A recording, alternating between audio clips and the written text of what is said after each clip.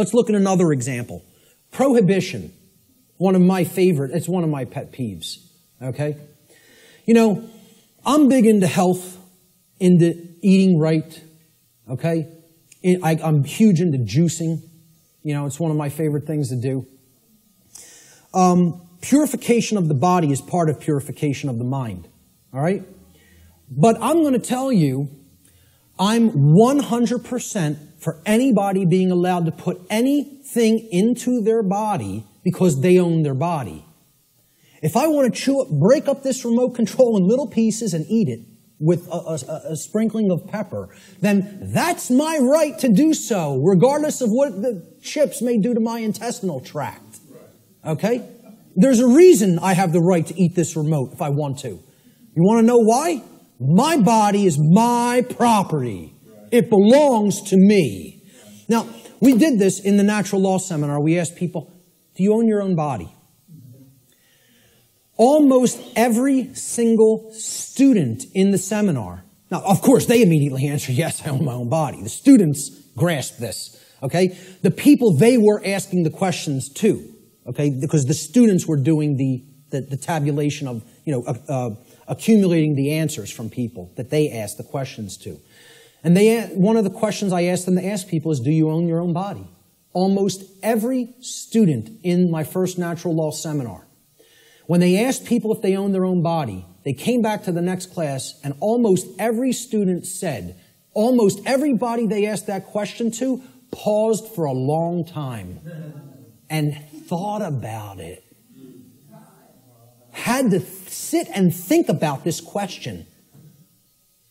Could not immediately spit out, absolutely, my body is my property. And because I think people want to overthink things and say, well, am I going to own my body forever? I'm going to die one day. Does that mean I don't own it now? What's the over-intellectualization and mystification of this concept? I tell people, I recognize fully I'm going to die one day and this flesh is going to crumble and pass into the earth. Okay? Does that mean I don't own my body right now? I'm using my body right now. That's why I own it, specifically. Specifically because my consciousness inhabits this body and I'm using it as the vehicle for the expression of my consciousness is the very reason I own my body. Okay? And people can't spit that out. It's like unfathomable to me. The ridiculousness of some of this, that the human mind could be worked into the situation that it has been, is almost incomprehensible. So let's go forward with prohibition. Okay? It's the claim that a group of people who call themselves government have been given the right to prevent others from putting any given substance into their own bodies, and if others refuse to comply with those terms, that they will be fined or imprisoned. And it should be self-evident that if an individual's body is actually their own property, and it is, then that individual always maintains the natural right to decide what will or will not be put into their property, which is their body. Why can you put what you want into your car or your home? Because you own it. It's your property. Okay? Technically, it should be. I mean, technically it isn't really, but my whole point is nobody else can tell, no other individual can tell you what you can and can't put into your home. Okay? Could I tell you, hey, I don't want you putting that jacket in your car. You're not allowed to put it in there. Well, who am I to tell you you're not allowed to put that in there? It's your property. Okay? So why would we accept that? Not accept that, but we would accept I can't put something in my own body that I deem that I want in it. Okay? Because people can't separate the act of imbibing the substance or putting the substance into the body, okay, from the action that people may subsequently take. And they're two different things. So somebody might go out and want to get smashed tonight and do a bunch of drinking, but if you then go out on the street and start clubbing somebody with the nearest available blunt object, you don't have a right to do that. You had a right to go drinking, okay, any more than you would have a right to go snort some cocaine or bang some heroin into your arm, okay? I don't think those two things are particularly good ideas, but I support your right to do it. But hey, if after you do those things you go and hurt somebody else, you got to be held accountable for the actions you just took. That's what personal responsibility is all about. And these two things need to be delineated from each other. We have to clearly be able to separate the act of the right to put something into my body and me still being personally responsible for what I do with my body. Okay?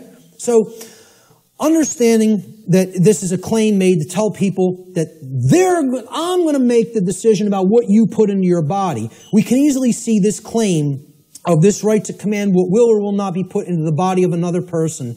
What it actually amounts to is a claim of ownership upon the body of another person. If I'm telling you you can't drink orange juice, I'm making a claim, your body belongs to me, because I'm going to decide what goes into it or what does not go into it. Okay?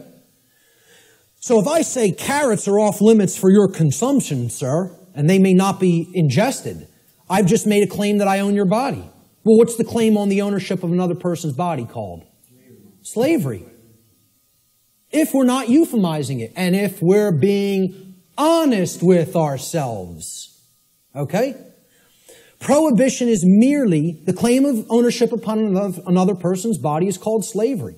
Therefore, prohibition is merely a euphemism for slavery that is backed by violence, regardless of the justifications made by those who claim such practices are, quote, necessary for the common good. That's always the justification. Since no individual anywhere on earth has the right to claim the ownership of another person's body, such behavior can never be delegated to a group and magically termed a right. Therefore, all forms of prohibition are always wrong according to natural law. Doesn't matter what the substance is.